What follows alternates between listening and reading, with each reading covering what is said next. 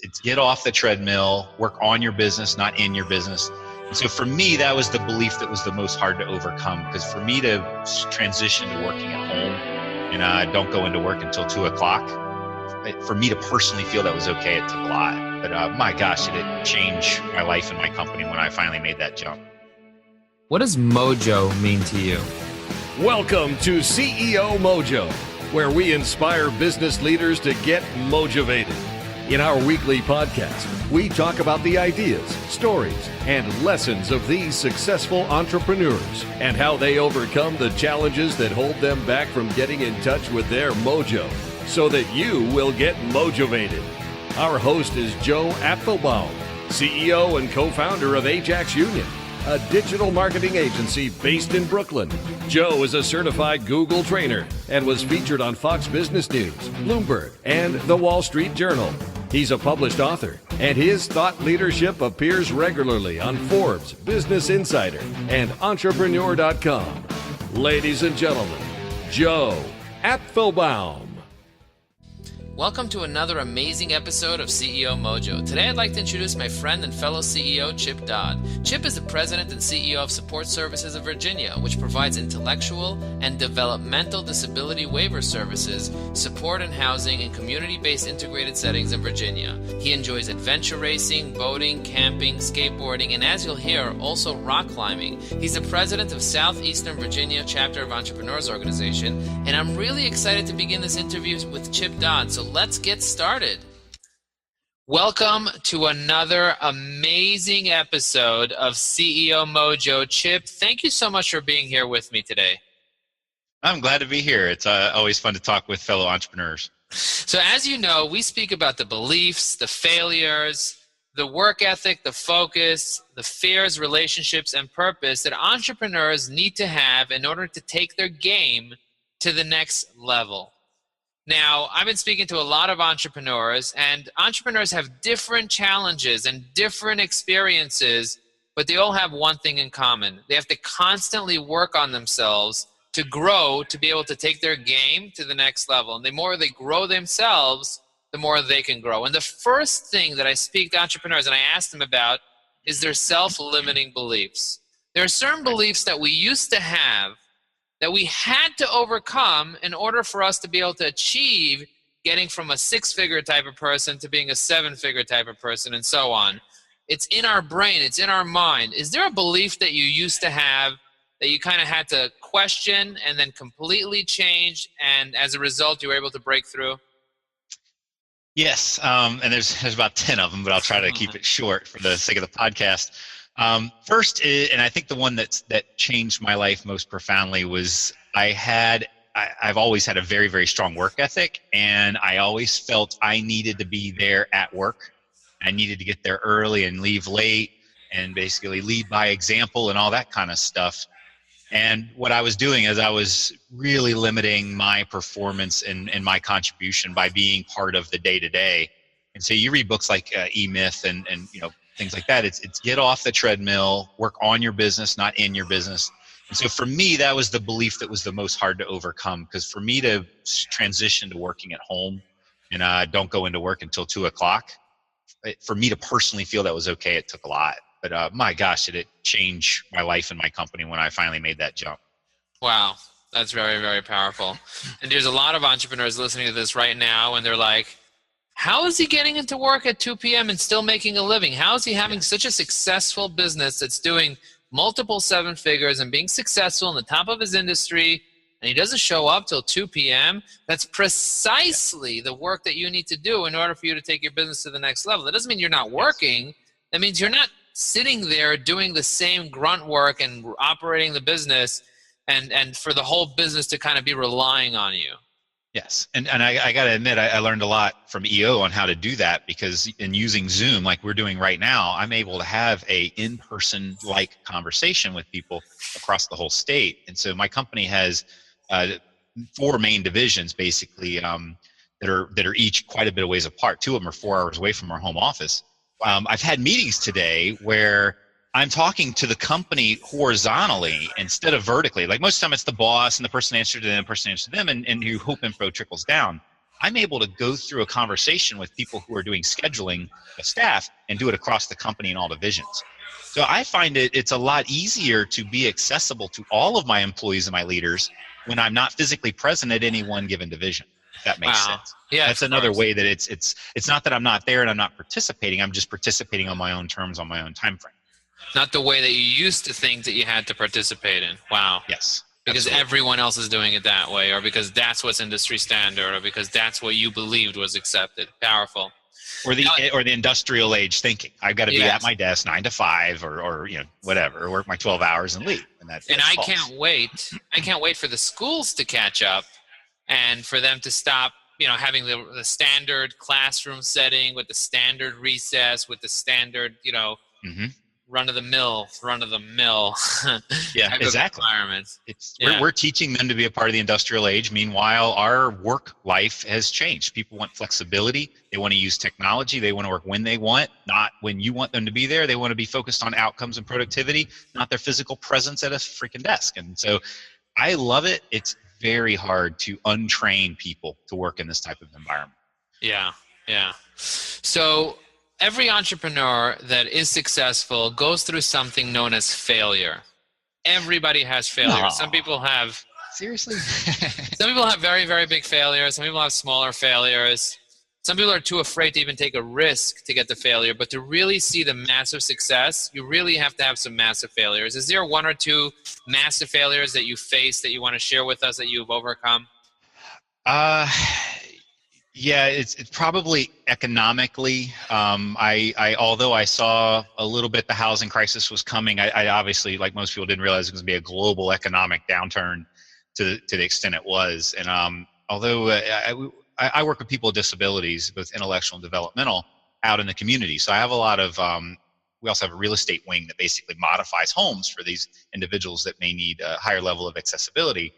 And so I was right there in the housing market, not in the buying, selling, flipping standpoint, but I was trying to get in on housing while the prices were going up, and got kind of over my head, and it almost took us down. And so we, that one EO speaker, and I apologize, I can't remember his name, but he said sometimes you just got to be all in and put all the chips on the table, and that's what we did. And I'm glad we did it, but I went into it thinking I'm about to go bankrupt. Like, this is not going to work. We're going to fail. And in my mind, I had to just say, you know what? I'm young. I'm healthy. I'm, a little above the room temp on the IQ, so I can go get a job and I'll figure something out. I will find another hustle. So we did it. And my gosh, we survived. And within a couple of years, we were, right back on track and back to growing. That was a big failure on my part personally. And another one was we did an acquisition in I think it was 2010, 2011 timeframe, and I significantly miscalculated how much it was going to cost for the implementation. And I went in there with again, I'm in human services, so I went in there with the bleeding heart, like, let's save everybody and make sure they don't lose their paycheck. And of course, the individuals with disabilities, I didn't want to see them leave their home and leave everybody that they've grown to love and trust as their caregivers. And I went in there with that on the mind, and I did not calculate the amount of cost and administrative distraction it was going to cause my company. And so once again, I found myself wondering if I'm going to make payroll and putting all the chips on the table again and thinking I'm going to go bankrupt, and very, very stressful. And so after you've been through that a few times, and a lot of people fail and they still get back in and they learn from that mistake. I tried to learn from my mistakes, and even though I didn't fail, try never to do that again. And wow. So it's working out a lot better for us because of those learning experiences. I don't make those mistakes anymore magically. And that's the power of failure. The power of failure is that we learn from those mistakes, and there's nothing like life experience and those things for us to learn from, to teach us to be able to take our life and our business to the next level. Now, there's something you mentioned earlier, which is work ethic, right? There are certain entrepreneurs that have work ethic, and there are certain entrepreneurs that really have an insane work ethic, that are able to not only work really hard in their business, in their home, but they're also volunteering for organizations and mentoring and doing all the types of stuff that you're doing, and that I see a lot of also very successful entrepreneurs are doing. Can you tell me about where that drive comes from, where that ethic comes from? I'm going to kind of go back and forth between nature and nurture on this. I kid around and say my mom was like a sea turtle. She kind of dropped me off and let me fend for myself once I was able to get outside and do stuff. My dad was a little bit the same way. He was like, instead of me out just playing like most kids, he's like, come on, son, let me show you how to change the oil on the car. And, before you know it, I'm an auto mechanic and I don't even know how to drive. So I learned real early the value of hard work and learning and self-study and problem solving, and that by doing those things, it ends up with cash in your pocket. Started my first company when I was about 18. I was doing photography kind of under the table, and did a wedding for a lady that her mom worked for the Department of Taxation. So I quickly became a business owner, and that helped pay for college. It's been one of them. I've always, no matter if I worked for somebody or just for myself, I've always had that burning desire as being an entrepreneur to get things done wherever I am, to basically look at that too hard box and say, I think I can solve the problems in that box and do it a lot better than the guy next to me. And so that type of ethic has just brought me straight to the top. But I think there's just some people that are wired to take on challenge and say, I want to go to work and do something hard and significant and meaningful that has an outcome, hopefully that helps the mission and vision of the company. And there's some people that are wired just, I want the easiest shift possible, and I'm okay with mediocrity, and I just want to get back home so I can watch the television and watch sports or Oprah Winfrey or whatever it is that they feel is important in their life. So again, my family gave me the freedom to be my own person and to do my own hustle, and then my wiring is such that if I'm not bringing value and making a difference, I'm going to move on, regardless if it's a nonprofit that I'm on the board of, or in a company, or even in my personal life, which is full of adventure and, craziness. Awesome. Yes, definitely. There's always a combination of nature and nurture, but ultimately we have to have the self-awareness that if we are not going to put in the hard work, if we're not going to have that hunger, there's no one that's going to be able to do it for us. We have to really have a good mission to be able to, that we're passionate about, to be able to have that ethic and to be able to keep driving. But yes, I mean, parents, there's no substitute for giving us that getting our hands dirty with the oil, like your Absolutely. Dad made you get dirty. Yes. You make mistakes early on, and they don't pound you for it. They support you and say, okay, yeah, you messed it up this time, but let me show you how not to next time. And as long as you have a family that supports you with that, I think it's very, very healthy, especially early on in childhood. Yeah, the worst thing that a parent can do to their child is show them disappointment for their failures. The worst thing, I mean, the guy said it at NERV recently. We were at a seminar, and it was just so powerful to see that if you just give your kid that confidence that it's okay if you screwed up, that can go a long way with them being successful in their life. Right. So Absolutely. Let's talk a little bit about focus. Entrepreneurs have a serious squirrel problem. You think? They're constantly looking at the next shiny thing, and exactly, what is that? But in order to be successful, to really be successful in business, you have to be able to learn the skill. It's a skill, the skill of focus. How are you able to do it? I got to be honest, this is something that I've only come to really understand in the last few years, primarily because to EO and Forum and other peer groups. I joined both EO and a different peer group called the 3 to 5 Club right about the same time. And that for finally, instead of just the entrepreneur being their own boss and kind of being able to do the squirrel thing and it be okay, I highly recommend to entrepreneurs to join a group of other entrepreneurs and hold each other accountable to say, look, this is what you said you wanted to do last month. Did you do it or not? And if you say not, then why? Like this was so important to you last month. Why have you moved on? And so having to go in there and kind of answer to my own personal board of directors is really, really helpful for me. The other thing I've learned, and there's a lot of books written on this topic, and EO does it as a way to manage the member leaders that are on the boards, is ongoing check-ins and accountability, a dashboard, looking at metrics on a regular basis, getting into a rhythm of saying we're going to do these meetings are going to be monthly, and we're going to talk about these topics, and then and you have to come on there and say I either did or didn't do what I was supposed to do. Even though we want to be the boss and not have a boss and not have people hold us accountable, we need that. And for me, it helps out a lot, both in my company and in my, my life of personal stuff. Definitely having a room full of business owners and watching them and presenting to them and speaking about your issue peer-to-peer is so important when it comes to focus, because we get so carried away. And I know in my forum, I was questioned many times, Joe, are you focusing? Because I'm constantly looking around, but the only way I was able to succeed ever was having a very, very clear focus on what I want in my personal life and my business and so on. There are many fears that I've had to overcome in order for me to become the person that I am, for me to be able to speak publicly, for me to be able to network the way that I do, for me to even be able to take my selfie that you see me take many times. Yes, many. What fears did you have to overcome in order for you to be the type of a successful entrepreneur that you are? And I think a lot of entrepreneurs will, associate with this, but losing everything. I think that's the one thing that we truly give up that almost everybody else on the planet has, is when you fail at your job, you don't lose everything. I mean, when the bank comes and takes your house and liquidates your assets and you truly are living out of a box. That's the one, entrepreneurship is high risk, high reward. And so, so moving from that, I just have a job, I have a paycheck. Yeah, I might get fired, but nobody's going to come take my house and I lose my actual shelter. That whole Maslow thing kind of takes over. And so that fear was probably my biggest that I had challenges with until I kind of changed my lifestyle.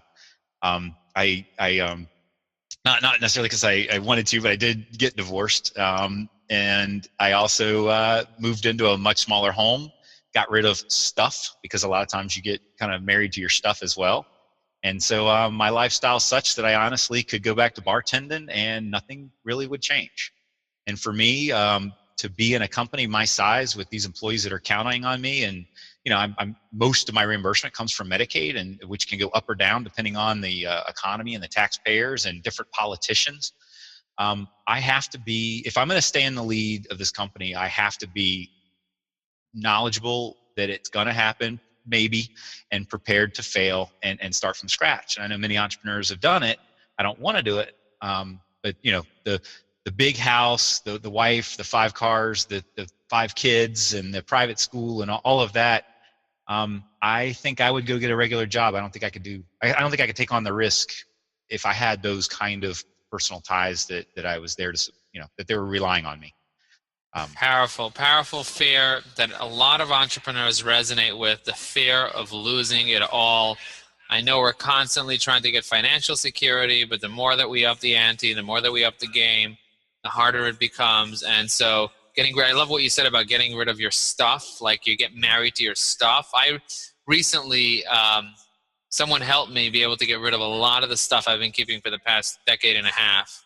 And that person helped me heal a lot of wounds. I had to heal a lot of wounds in order for me to get rid of all that stuff. So, yeah, very, very powerful. Minimalism is it's a little bit of a fad recently, but it is absolutely something I would ask everybody to check into. I know Tim Ferriss with the 4-Hour Workweek. That guy, he's up and going around the world doing amazing stuff, and the only reason why he's able to do that is to really downsize your life, downsize your stuff, and really look at life as experiences and not this junk that we buy because the TV tells us to buy it. So I highly suggest anybody that's having the problem with that is read the 4-Hour Workweek. That was one of the books that really changed my life. And the other thing that is helpful, and you guys see I'm kind of in a cargo van. I have this thing pimped out like an RV, and I've lived out of this thing like on many weekends, and if not 3 or 4 weeks, because I drive across the country from time to time and go rock climbing and mountain biking, all this stuff. And that I realize you don't have to have a nice car and a nice this, nice that. It's really about being able to be free and do what you want when you want with who you want to do it with. And so those type of things has really helped me get over losing everything. Because again, at the end of the day, I am perfectly happy living out of my cargo van parked in some parking lot. I do it all the time, even though I could afford a hotel, You are a rich man. Yeah, You I'm are rich in freedom. Yeah, I actually, when we have a division out in Lynchburg, and it's hilarious because the employees, I'll pay for them to get a hotel room, but I prefer to park in the parking lot in the van. I'm comfortable there. So it's your I know it's kind of comfort weird. zone. My Yeah, comfort zone. I'm there every weekend. that's whether it's scuba beautiful. diving or whatever. That's beautiful. Yeah, it's totally. One of my dreams is to get a mobile command center, and like literally drive it around with my my drones on the top and like all my stuff going on there. Like I'm such a nerd. I totally resonate with driving around the cargo van. My wife won't let me, Yes. but Right. eventually I'll do it. Eventually I'll do it. Right. When I was married, my wife would not have let me. Once you are on your own and you're officially single, then you do. I went through like what probably most people do when they get divorced is, now what do I want to do? I can now make the decisions based on my preferences and my goals in life. And I would not have been able to do this. So powerful. So powerful. I'm not saying everybody should go get divorced because it's a lot more expensive than a cargo van. Yes. But yes. If you do get divorced, don't get right back into that lifestyle that you were in. Look at yourself and what do you want to do, and say, I now have the world's my oyster. What do I want to do? And maybe living out of a 400 square foot small home and a cargo van and traveling and doing what you want. Maybe that's a better way. What's the brand of your cargo van? Nissan NV1500. Oh, wow. Cool. Yeah, it sounds like Nissan makes really cool vans. Yeah, so that sounds really cool. And they're reliable. Not to say any other vehicle manufacturer. All right. I am a Nissan Toyota fanatic, and so I'll never run something other than that. Yeah, I don't mind Honda either, but yes, those brands are great. So tell me about relationships, because you're in a relationship business, and a lot of entrepreneurs have to build not only relationships with their employees and their vendors and their clients and the government, but they have to build meaningful relationships to take business to the next level. What does a relationship mean to you? I think anybody who's been in business realizes it's not what you know, it's who you know. And you do not know everything yourself. If you try to do it lone wolf style, you're gonna make a lot of mistakes, and you could have learned from others. So I think relationships that bring value to your life and help you be a better person, as well as you can help them be a better person. When you can find those type of relationships that are mutual, I think everybody wins. And that, going back to peer groups and accountability groups and stuff, I think that's why things like EO or the 3 to 5 Club or there's a lot of other business groups out there, but those are so powerful to help us become the best entrepreneur possible. Of course, at the base of any relationship is some level of trust that, especially if you're going to go deep and be vulnerable with somebody, you can trust that they're not going to use that against you, and that hopefully they can say, I've been there and this is how I dealt with that, and not tell you what you should do, but tell you, based on my experience, this is how I handled that situation, and leave the individual to make their own choice without a power struggle and that type of thing. On a personal level, I'm a really hard person to live with, and I've so I think I personally I live by myself, and I probably always will now. And I have the most amazing girlfriend that loves to go out and do crazy stuff that I like to do, and but then she also has 3 kids, and she can do herself do things on her own with her kids on her own time, and doesn't need to be there. And so I'm very lucky to have found somebody that really fits my lifestyle, because it is definitely an untraditional lifestyle. But yeah, I very much value, I'm not a big kind of friendly person, like when it comes down to having tons of friends. I'm not actually very social, but the friends I do have, I try to make sure that they they're usually entrepreneurial in nature, and they usually kind of like the same things I like, if that makes sense. Yeah, definitely. Having a smaller amount but higher quality relationships brings so much more fulfillment to people. There are those people that are the life of the party and they have thousands of friends, but the reality is they may not even have one good friend. So all we need in life is one good friend, someone that really knows us, someone that really loves us, someone that we really connect with. And many people are missing that one person. And when you find that person, you got to really stand close to them. And the other kind of conflict that I had through most of my life was that you feel like you have to blend in with the masses, whether it be, if you're on the board of the Rotary Club or you go to your church or whatever social group you're in, you feel like, they wear suits and ties, I got to wear a suit and tie. They like football, I need to like football. And I realized, again, going back to when I kind of did my little self-introspection and said, who do I want to be? I realized I don't want to fake it anymore. I don't want to live a life of chameleon, of changing colors based on whoever I'm with. And so I decided, I'm going to wear a t-shirt and flip-flops every day to work, and that's just who I am. And I think I may own a suit and tie, but I honestly don't know where it is or if it even fits me. But what that does, there's a level of authenticity that if you don't want me part of your group because I don't fit in, that's fine. But I fit in just fine with rock climbers because we live out of cargo vans. That's who we are. So I think it's healthy for people to be a part of groups and have relationships when you can be yourself and be authentic, and you're not just wearing the nicest suit because that's what your friends do. And I know it's given me a lot of freedom and helped me really narrow down my friendships to people who truly are that bring value, and primarily entrepreneurs. I mean, if it's really hard to have a meaningful discussion with anybody that's not an entrepreneur. The stuff the average kind of Joe talks about is completely uninteresting to me. And I start feeling like a chameleon. I'm like, look, I don't watch football. I don't even read the newspaper. I follow the economy and business stuff because that's my job, and so I don't know. It's freedom, but it's limited a little bit. It's very, very, very powerful. I resonate with that significantly. And I know a lot of other entrepreneurs, many of them who are listening to this also resonate with this. Entrepreneurs need to have meaningful conversations, need to have meaningful relationships. A lot of them are kind of like on the extreme. They're either hot or cold. They're either all the way in or they're not in at all. So, that's the types of people that kind of hang out. They're not in the middle. They're not going to be happy with mediocre. Right. Some people do things for the money. Some people are just out to do things for the money. And then there are those people who are really, really successful, and they're not just doing it for the money. They have this bigger, greater purpose, more meaning in their life. What do you tell an entrepreneur that's doing it for the money, and how are you different?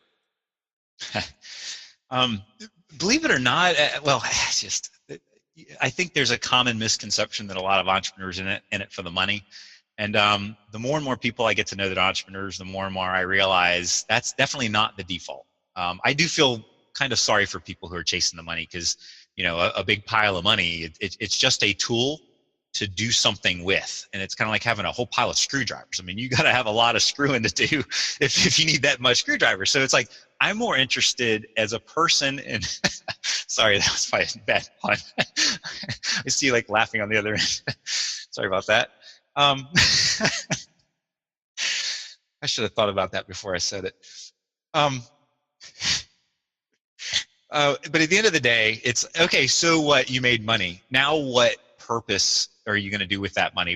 And it doesn't matter what it is. It could be, I want to cure cancer. I want to help kids with autism. I want to improve the school system, or help the homeless, or be the most inspirational speaker, book writer. I mean, just how are you going to hopefully better the people or processes or things around you? I was both a Boy Scout as a kid, and I worked for the Boy Scouts for 2 or 3 years. And, they always had that a saying. It's basically, you don't have to leave the campsite perfect, but you got to leave it better than you found it. And so I've always really remembered that and went through life thinking that all I have to do is make an incremental difference in the right direction. So money to me is not impressive. Again, I could easily live off of probably $1,500 a month and not really change my lifestyle. So I'm definitely not doing it for the money because I wanted to. I just go write myself a check. But I look at it going, my job as an entrepreneur is allocating capital, and capital being money and other types of resources. And I am absolutely fascinated just with running companies and being an entrepreneur in general. Unlike many people who started their company trying to solve a problem or create a service that they are highly passionate about, my mom started this company serving people with disabilities back in 94, as her career path went from advocacy and activist in the disability discrimination kind of movement from the 70s of institutionalization and Geraldo Rivera going into Willowbrook and all of that. This company became her passion and her mission to better the lives of people with disabilities across the state of Virginia and hopefully the world through our influence and our vision and mission. I came into this, unfortunately, because ovarian cancer got her, and back in 2005. And so I, like the Boy Scouts, I feel this is not, I didn't really pick this campsite. This campsite kind of found me, and but I'm dead set on leaving it a much better campsite than when I found it. And so my passion is running this company and doing the best I can, because, and this is one of my famous quotes that I've stumbled across, but everybody kind of picked up on, is I try to keep, my job is to keep the stadium open so others can play their game. So many people that have a passion just need an employer that'll give them the freedom to follow their passion and not squelch it. And so I look at it, as long as I got a paycheck and benefits and a nice friendly boss that's supportive and nurturing, and they can coach them, then if you want to be the best person in the autism field, do it under my company. You don't have to go start your own company. You can do it under mine. And so I really enjoy watching employees grow when I see them have a passion and I can help them make that passion a reality. And so I hope to keep doing this hustle forever. It's frustrating that it seems like every day I'm getting a phone call for somebody trying to acquire me. And they throw out big numbers, and I'm like, I don't want the money. I want to be an entrepreneur. I want to help people achieve their dreams and their passions. This is fun. And end of the day, I don't need the cash because I'm cool with the cargo van, So I'm sorry, there's a long answer to it. It's very liberating. Very, very liberating to it's very liberating to live your life that way. And a lot of entrepreneurs, they want to figure out how to do that, but they still haven't found the way to do that. Maybe sometimes it takes a Boy Scout to be able to come into a campsite and make it better than it was. So very interesting concepts. Now, there's one final question that I want to ask you. Cool. What does Mojo mean to you? What is Mojo? Cool. The Mojo Nation, right? So I and again, after watching your videos and stuff like that, I think it resonates with me, a lot of the stuff you say. And what I would say for me personally, the Mojo is when you kind of get into your zone or your flow. I know there's a lot of people that call it different things, but like most entrepreneurs, I have wicked ADD, which instead of a disability that needs to be medicated, I think of it as a superpower, and that as long as you hone it in on the right topic at the right time, it really gives you an unfair advantage against your competition. And so I feel I'm at my best performance when I can work on things that I need to work on and let my ADD focus on it without distraction. And then when I'm done, then turn it off, and I'll go into work and go through hey, how do I tie my shoes, and all the silly questions that inevitably are going to hit me when I walk through the door. But when I get into that flow and really feel like there's no problem I can't solve, I can see around corners, I can predict the future, that just feels good. I mean, you feel powerful, and it's like, just meaning you're powerful, like, wow, like I've got this really superpower. It's really neat. And then also, especially once you've seen the future and then 2 years later it plays out, it's just amazing.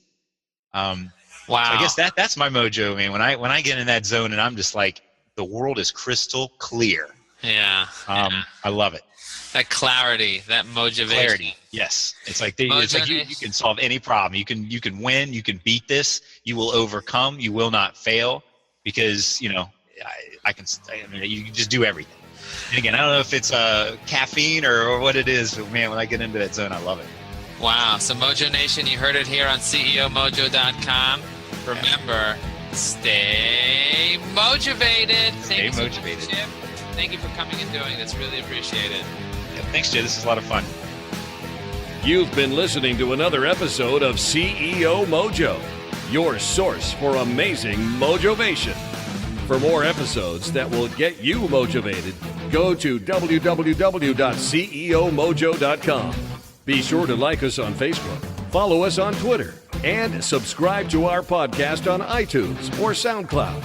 If you've enjoyed this podcast, feel free to share it and let us know what you think. Thank you for joining us. And remember, Mojo Nation, stay motivated.